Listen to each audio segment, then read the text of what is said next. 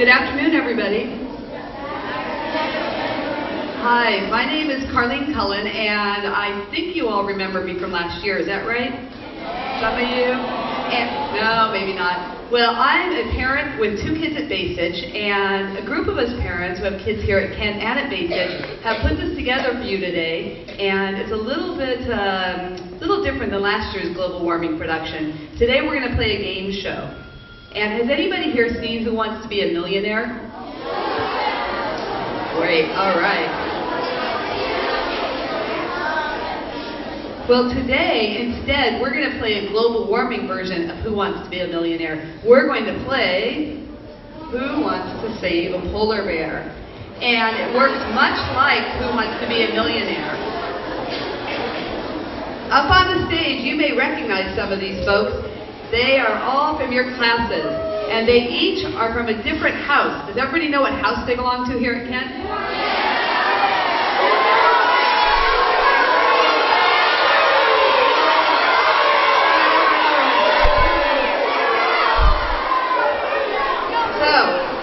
We are going to have a little game, and I'm going to introduce the house, but I don't want you cheering for your house just yet. You're going to get plenty of opportunity to do that later. I want to explain the rules of the game. But first of all, let me tell you, here in blue, we have the Merlins, and then we have the Kestrels, we have the Peregrines, and then we have the Caracaras.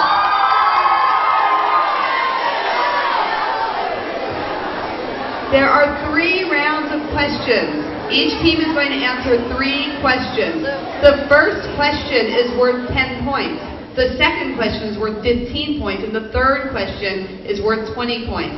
The winning team will get a little prize, and it's representing all of you. But most importantly, they also, whenever you get a right answer, that means that you also are earning some ice for Polar Bear, who really needs to rebuild her habitat. Polar Bear? Here's Polar Bear. Now, if they on stage answer the question wrong, well, guess what? It means that we're building the evil den of heat for Miss Carbon.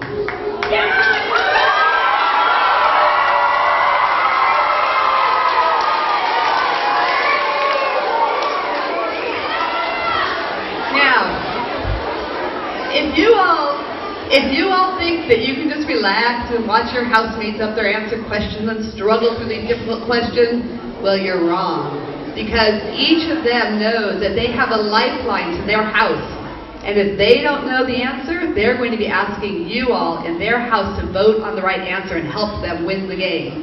So you have to be paying attention for each game. Helping along with this is also, let's see, our number queen to keep track of the score. Where's our number queen? Is she here? Here she is.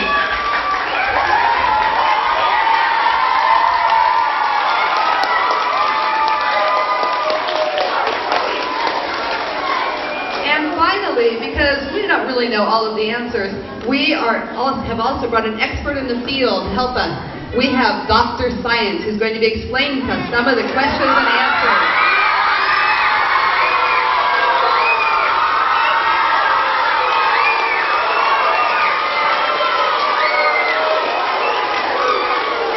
Great, all right, let's get started. The game is ready. Are you guys ready to start the game?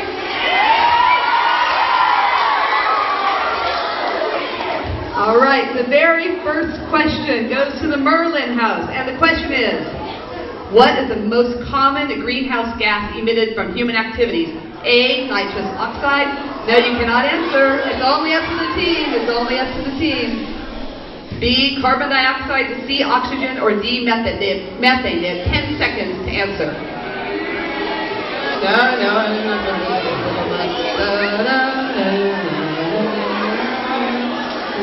And the answer for the Merlins is B, carbon dioxide. Is that right? Is that right? Let's see. Yes, they got it right.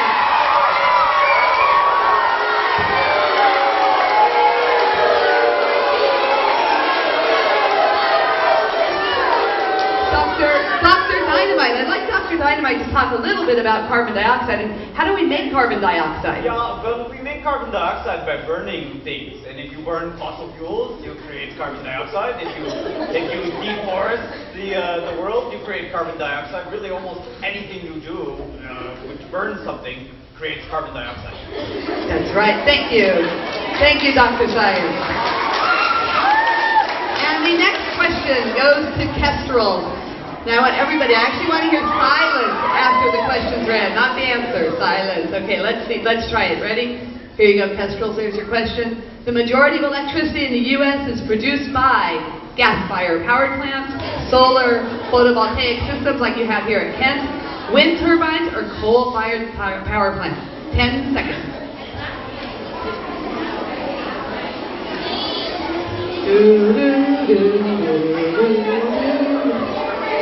Oh, okay. Do you guys want a lifeline? No, you have an answer? Time for an answer. And the answer is? A. Gas-fired power plant. And the answer that they're saying is gas-fired power plants. Is that correct?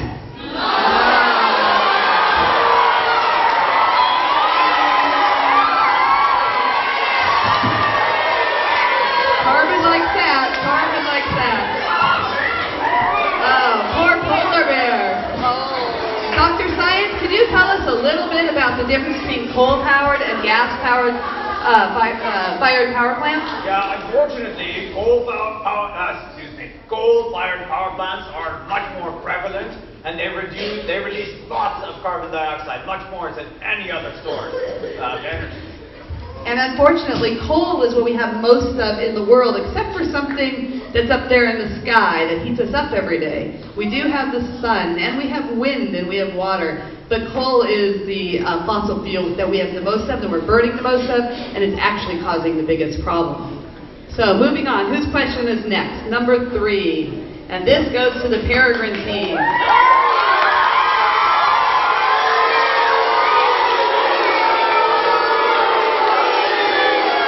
Okay. Hold on. Over the past 100 years, which country has created the most greenhouse gases? China, Transylvania, the United States, or India? We have 10 seconds. 10 seconds.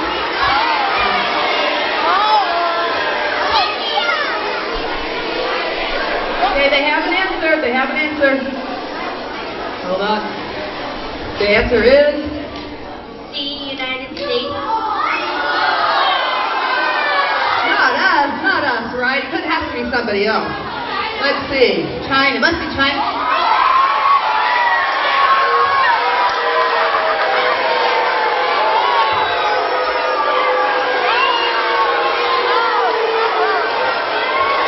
China. Is that right? Oh. United States. Dr. Dynamite, Dr. Science, what would you like to tell us about this fact? Unfortunately, poor Americans are very, very dirty. Yes, it's true. You have released the most greenhouse gases of any country in the world. That is true. Nations like India and China, well, they're catching up to us. They actually have produced a lot less of the total greenhouse gases up there in the sky.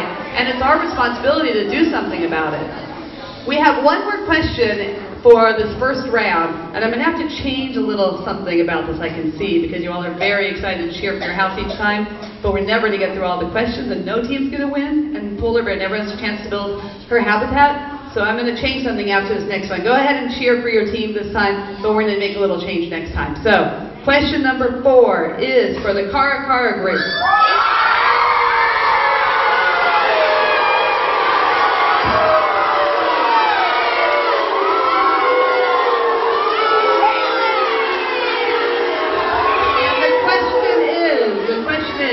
Sea levels are expected to rise 7 to 24 inches in the next century.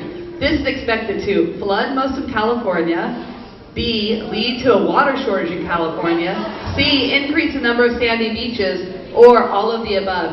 And remember, Kara Karas, you have a lifeline. If you want to use a lifeline, the audience doesn't really have to do any work except for cheer. Do you have an answer? You have an answer? We say it's A, flood most of California. And their answer is A, flood most of California. Let's see what's right here.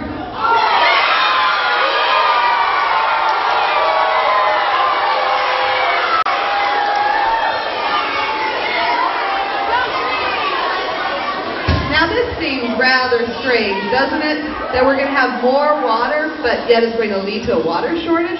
Dr. Dynamite, could you help us understand what's happening there? No, I'm sorry. Actually, it's going to change weather patterns significantly, and in California it will lead to a drought. Here we may end up with too little water. Too little water.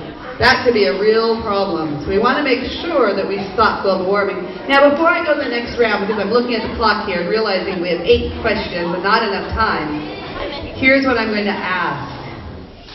Is that everybody is quiet in between each question, and at the end of the round, the next round is worth 15 points. I'll let everybody give a really, really big cheer for their team. Can you guys do that for me so we can finish? Yeah? Okay. Thank you. So let's move along. Polar bear is looking hungry up here. Question number 5 says, which species survival is most immediately threatened due to global warming? Grizzly bear.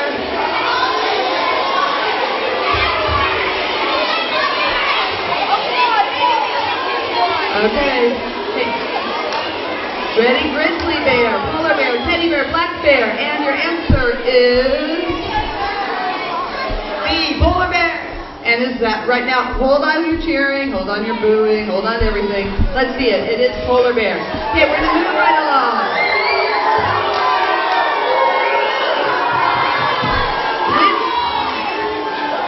Which condition is expected to be more severe due to global warming? Heat waves, droughts, hurricanes, or all of the above? And your answer is? You want to do a lifeline? One more. You want to do a lifeline? D, all of the above. And the answer is?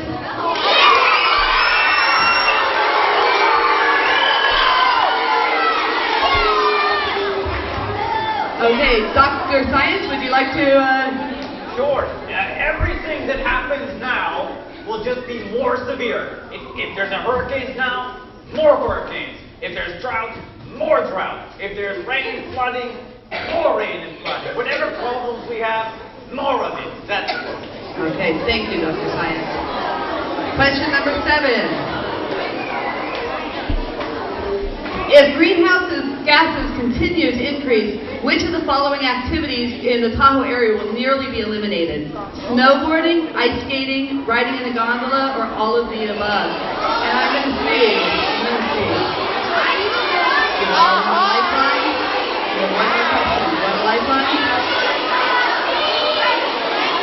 Which one do you think? What's your answer? What's your answer?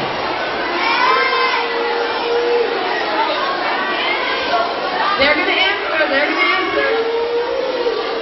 A, snowboarding. A, snowboarding. Maybe, maybe not. Yeah.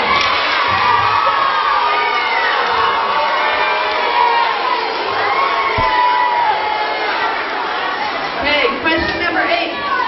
I don't think that works so well, by the way, that not cheering after each one. I'm not sure if anybody has any advice here.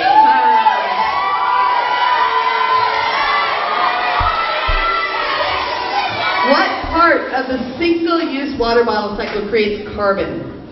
Is it transporting the bottle, making the plastic, recycling the bottle, or D? Let's see. Do you guys have an answer? Can we use a lifeline? They're going to use a lifeline. Okay, good. Who's in the Kara group? Raise your hand. Okay. So put your hands down if you're in the Kara. I want a show of hands only from Kara. If you think it's A, transporting the bottle. Do you think it's B, making the plastic? Do you think it's C, recycling the bottle? Or do you think it's D, all of the above? It looks like a tie. I'm not sure. What do you think? Okay, your answer. Okay.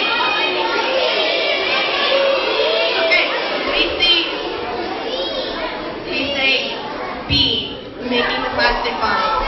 Is it making the plastic bottles?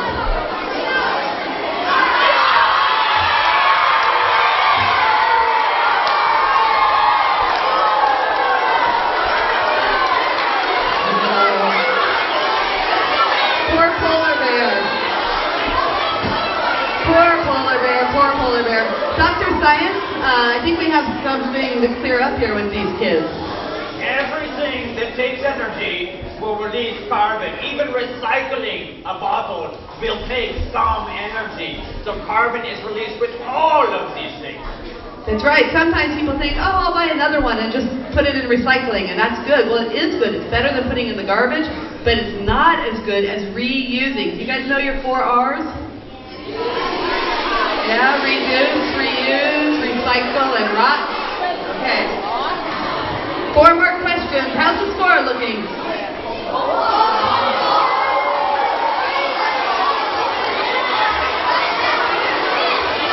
Question number 9.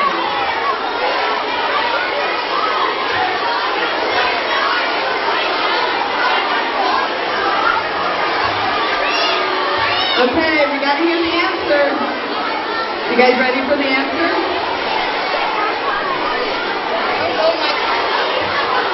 Do you want to do a lifeline? Lifeline! Yay! Lifeline! Okay, the Merlins need a lifeline. That's a pretty nice car, huh? That's the car that's faster than a Ferrari. Gets 135 miles a gallon. Who's in the blue team? Put your hands down, hands down, hands down. Okay, everyone needs to be really quiet for this part. I just need to see hands. Okay, everyone be really quiet for this part. Only the people on the blue team get to vote. If you think it's a Porsche, just raise your hand. Okay? If you think it's a Prius, raise your hand. If you think it's a Lamborghini, raise your hand. If you think it's a Tesla, raise your hand.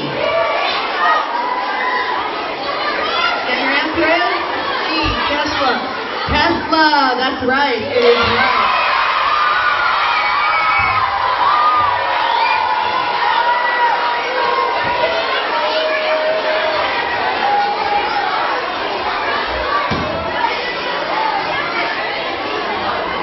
Dr. Science, could you possibly explain to me how something can be faster than a Ferrari and get 135 miles to the gallon? You know, most of those SUVs you see out there get about 13 miles to the gallon.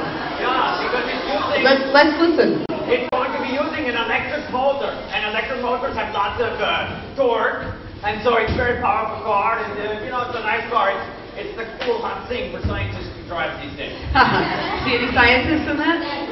That's right, that is the cool hot thing. And you know what's even better? You get solar on your roof, then you can just plug in your Tesla, get it charged up, use the sun's energy, and take off. And you can almost drive to Los Angeles in one charge on that battery, almost. So it's pretty cool, huh?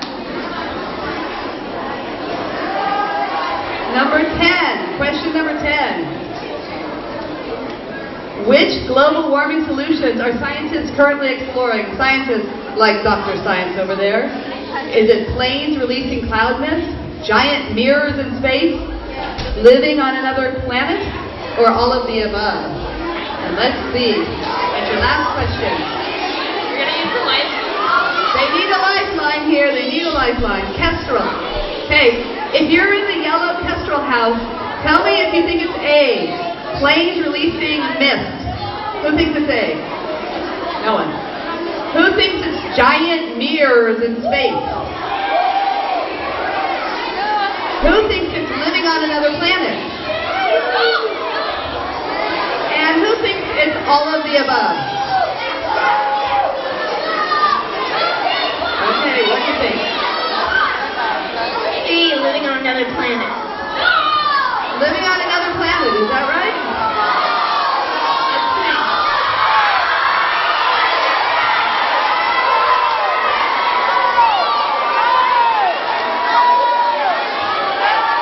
All right, good.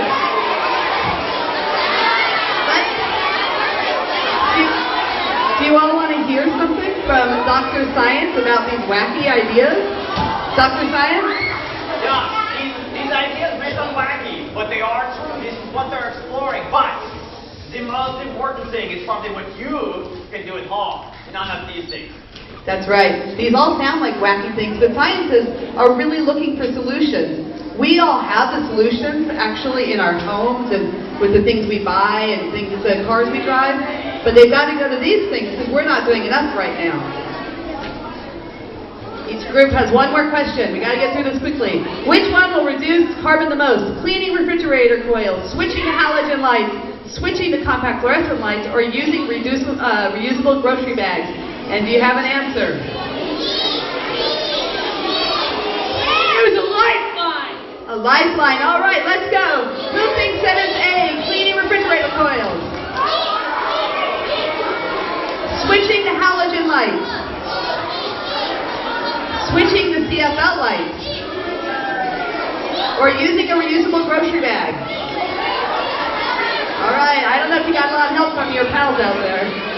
Okay. Switching to compact fluorescent lights. B, switching to compact fluorescent lights.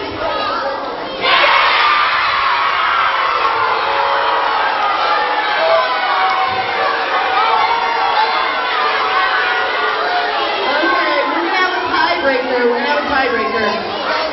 Let's ask Kara the final question, which is, what's the easiest way to reduce greenhouse gases? Switch to solar, conserve energy, paint your car, or wear a green shirt?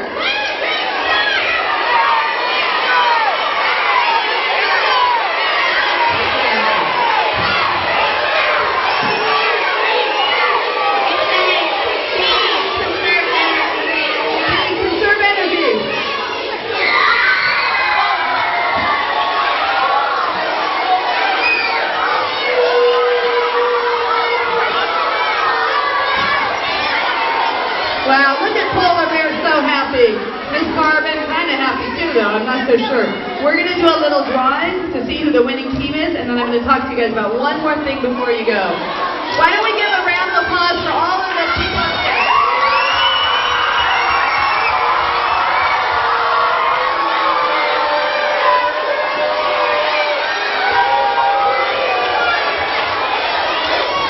Wow, what are Polar Bear and Carbon doing back there?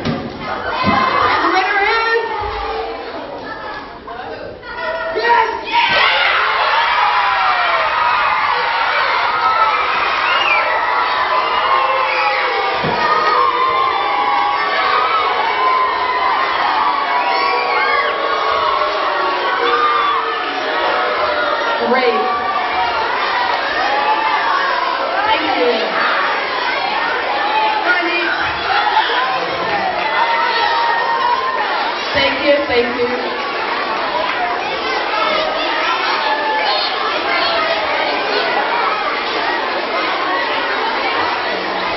All right, so that was all fun and games. They did a great job. But now we need to talk about something really serious. I hope you guys learned something today. I hope you all learned something today. We need to talk